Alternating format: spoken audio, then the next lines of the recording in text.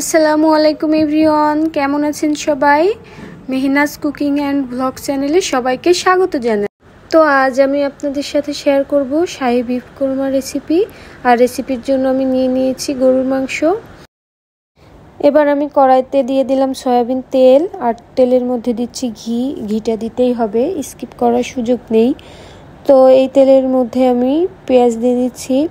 এই পেঁয়াজটা আমি বেরেস্তা করে নিব। কোরমার জন্য বেরেস্তাটা খুবই দরকার। দেখতে পাচ্ছেন আমি পেঁয়াজটা সুন্দর করে ভাজছি। আমার বেরেস্তা হয়ে গেছে। এরকম যখন একটু সাদা সাদা থাকবে তখনই উঠিয়ে নিতে হবে, না হলে একদম পুরো কালো হয়ে যাবে। এটাই পরবর্তীতে সুন্দর লাল হয়ে বেরেস্তা হবে। তো এখানে নিয়েছি দুটো এলাচ, কয়েকটি চীনাবাদাম আর সাদা গোলমরিচ। আর এখানে আমি নিয়ে নিচ্ছি কিছু বেরেস্তা।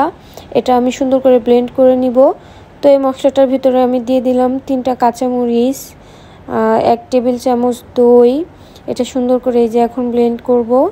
তো যেই বেরেস্তার ভাজার তেলটা ছিল ওর মধ্যে আমি গরম মশলাগুলো দিয়ে দিলাম। দিয়ে দিচ্ছি 1 মুঠ পেঁয়াজ।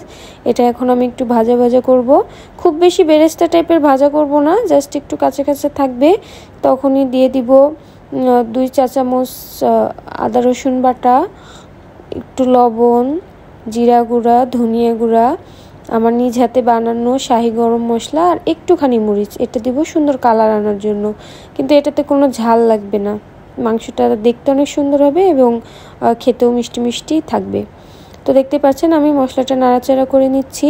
এখন এর মধ্যে অ্যাড করব আমি যে মশলাটা বানিয়েছিলাম একটু আগে, ওটা দিয়ে দিলাম। এখন এটা সুন্দর করে নাড়াচাড়া করে বারবার পানি দিয়ে ভেজে নিতে হবে, একদম তেল ওঠা পর্যন্ত ভেজে নিতে হবে। এই মশলাটা খুব নাড়াচাড়া করতে হবে, না হলে নিচে যদি লেগে যায় তাহলে আর খেতে ভালো লাগবে না, একদম বাজে একটা গন্ধ আসবে। তো দেখতে পাচ্ছেন আমি খুব সুন্দর করে ভাজা ভাজা করে নিয়েছি, একদম তেল উঠে এসেছে। এখন এখানে আমি মাংসগুলো অ্যাড করে দিলাম। তো এই মশলাটা আমি ভালো করে নাড়াচাড়া করে মাংসের সাথে সুন্দর করে অ্যাড করে নিব, যেন মাংসের সাথে খুব ভালো করে মশলাটা লেগে যায়। তো এই যে মাংসগুলো যখন মশলার সাথে মিশে গেছে তার উপরে একটু বেরেস্তা দিয়ে আমি ঢাকা দিয়ে দিলাম। তো দেখতেই পাচ্ছেন মাংস থেকে অনেক পানি বের হয়েছে। এই পানিটা আমি খুব সুন্দর করে কষিয়ে নিব। তো বন্ধুরা দেখতে পাচ্ছেন আমার মাংসটা কষানো হয়ে গেছে, অনেক তেল বের হয়েছে যেহেতু মাংসে অনেক চর্বি ছিল। এই পর্যায়ে এসে আমি কিছু কাঁচামরিচ অ্যাড করে দিব, আর বারবার নাড়াচাড়া করতে থাকবো, কারণ নিচে যদি লেগে যায় তাহলে মাংসটা খেতে একদমই ভালো লাগবে না। এরপর ঝোলের পানি অ্যাড করে দিলাম। তো বন্ধুরা আমার রান্নাটা হয়ে গেছে আলহামদুলিল্লাহ।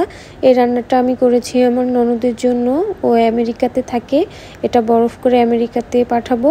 তো যাই হোক, আপনারা সবাই ভালো থাকবেন, আমাদের সবার জন্য দোয়া রাখবেন। ভিডিওটি ভালো লাগলে একটা লাইক দিবেন, আর চাইলে আমার চ্যানেলটি সাবস্ক্রাইবও করতে পারেন। আল্লাহ হাফেজ।